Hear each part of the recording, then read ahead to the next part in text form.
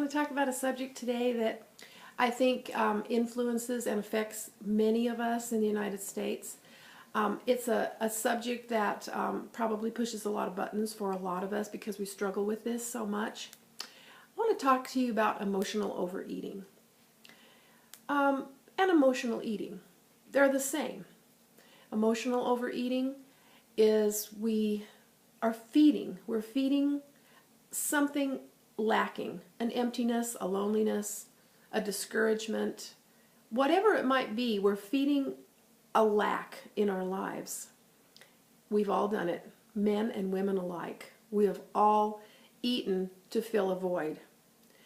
Because of this lack of whatever it is that's missing in our lives, we try to fill it in with the goodness of the food, the taste, the good feeling, There's release of hormones when we eat. And so it feels good. It feels good to us. But in order for a lot of us to lose the weight that we want to lose, we've got to get a handle on this.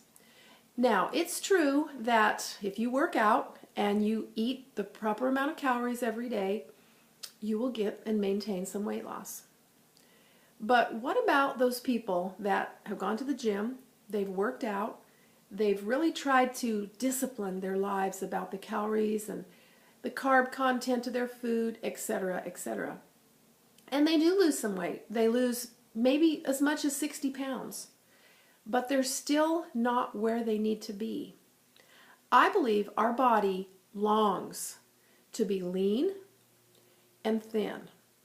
Not to a sick extent where you're in an anorexic situation. I'm not talking about that.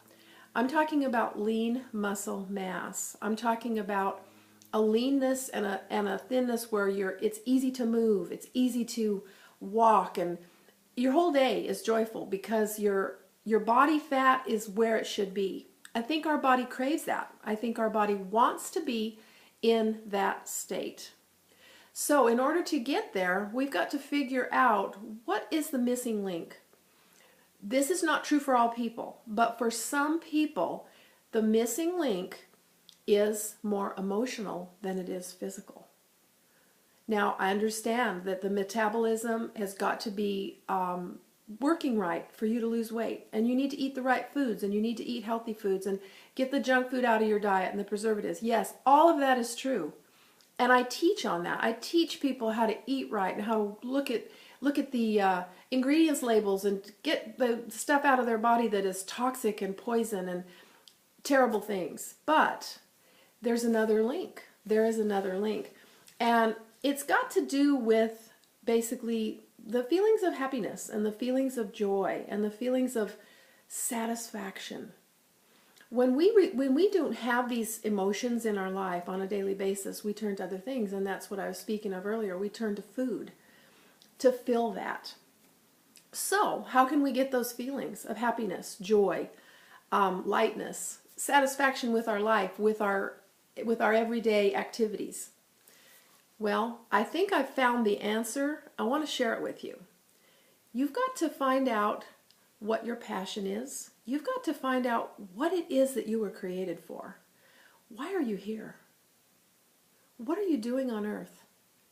What is the thing that drives you and that can drive you to feeling satisfied? If you've not found it, there may be a void in your life. You may be feeling like you're going nowhere. You're not fulfilling your dreams. So my suggestion to you and my challenge is that you get out there, you find that passion, you find the reason for which you were created. You find it. Not only do you find it, write it down and write out when you will achieve it.